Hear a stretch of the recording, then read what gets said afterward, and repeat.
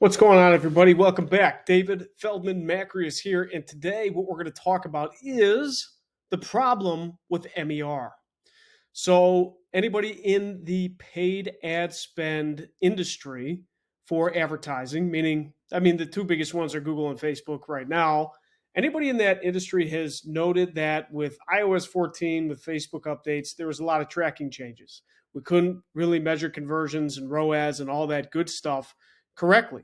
And then recently, iOS 17 has come along and for Apple users, and that basically wipes it out again. And it further complicates the situation, not just for Facebook, but also for Google, especially with Google's compliance moves, I should say, in the past year and a half, 2 years, with Performance Max, Google Analytics 4, and switch to more data privacy. We've had to focus and rely on other metrics, such as MER. MER is media efficiency ratio. It's okay if you are not super familiar with it. We'll go over a definition of it now, but I want to at least showcase some of the drawbacks of MER because even though it is a metric that we rely upon to make sure that, our paid ad spend is scaling correctly with revenue, there are important things to know about it and how to combat that in different situations. So, I got a quick definition here.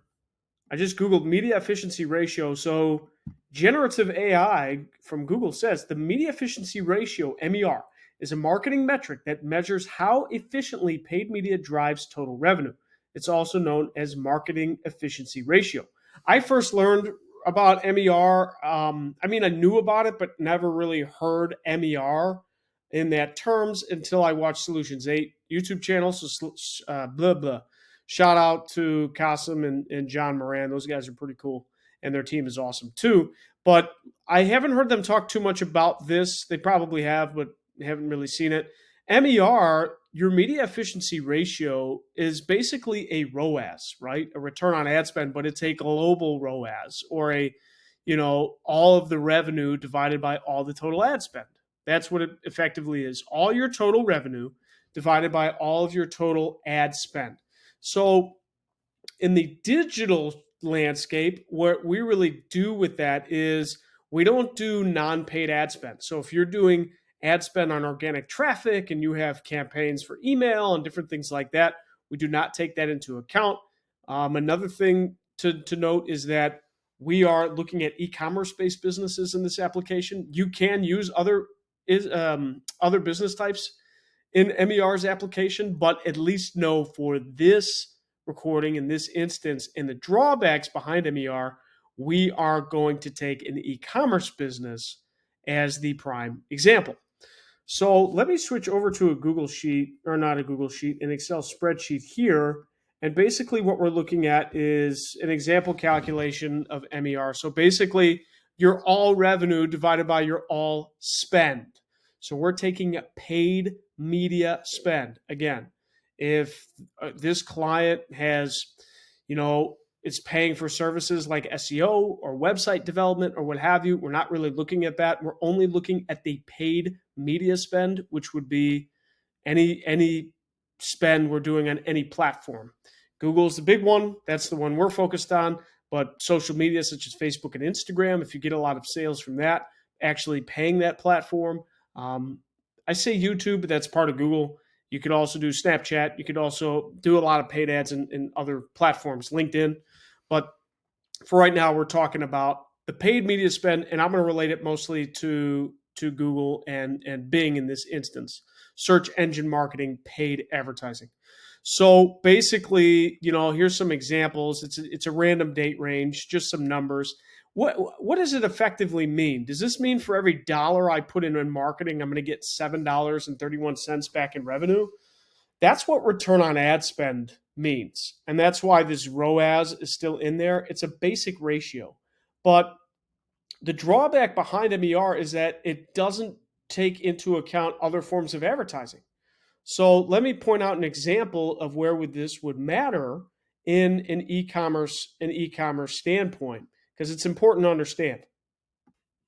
So this is GA4 for an account, and basically we have all these different sources of traffic, right? in the last whatever date range this is, we have $4.7 million of tracked total revenue in Google Analytics 4. But here's the thing: it's like we have Google CPC, and that's 2.5 million ish. Google Organic still accounts for 338,000, and then you have Direct, which is 1.2 million. So MER does not take into account this bucket or this bucket. Now, am I totally reliant on Google Analytics 4's ability to accurately track revenue the same and apply it in buckets? No, no, I am not. But I think it's worth mentioning because attribution is only getting worse and worse over time. I've proved it in my accounts. A lot of other people have proved it. In the last so many years, we've been so reliant upon accurate reporting inside the applications. So, like Google Ads telling us the right stuff as far as conversions and revenue. But we're seeing that that's just not the case.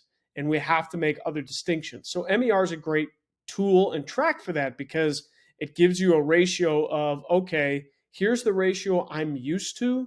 That's why it's like, I think MER is a great transition tool because if you have MER data for time frames that Google was tracking better as far as return on ad spend and revenue, then you can use that as a calibrating metric almost to say, okay, like if I know in September of 2022 that my MER was 7 and my customer acquisition cost was, I don't know, a 35, and Google Ads said, we should just do a Google Ads column here or whatever, insert your platform, right? I'm saying Google Ads, but insert your platform. Let's say it showed a 5, and let's put this as ROAS. So then we know, okay, that's what it is. But we may see in September 2023 with limited tracking, maybe we're at a 7.1 and then a customer acquisition cost of a, 42, and then our Google Ads shows a 3.5.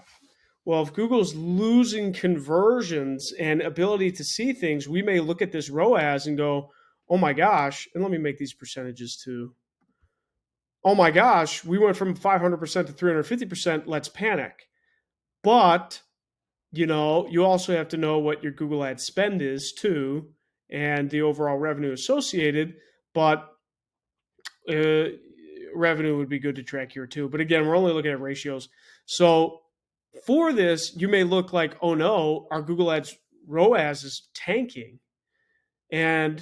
But you also have to look at MER to say, okay, is my media efficiency still good? If it is, well then Google's underreporting and I'm okay. It's almost like a calibration metric. The problem is it doesn't take into account big organic fluctuations or direct traffic fluctuations or any other form of advertising. And that's why I think it's important to balance all these metrics pretty much all at the same time. So MER, CAC, and then your Google Ads or platform ROAS, along with revenue and cost. You got to look at everything all at the same time to really get an accurate depiction of what your numbers are. And these are really, really important numbers to understand. So I went pretty fast. Again, to recap, MER is media efficiency ratio. We're using it as a metric and measurement to take a ratio between our overall revenue and our paid ad spend, right? And its limitations is it's not going to give us a full picture of all of our other marketing channels. Hopefully that helps, guys. I could happily make more MER videos or other business calc videos. I've been doing that recently. I've got inspiration from some of the channels that I follow and just making little fine-tuning tweaks and adjustments to make our tracking even better. And that way we have a substantial plan moving forward. Gosh, I feel like such a dummy because I did not include this. Another limitation with MER is inflation. That's a big one.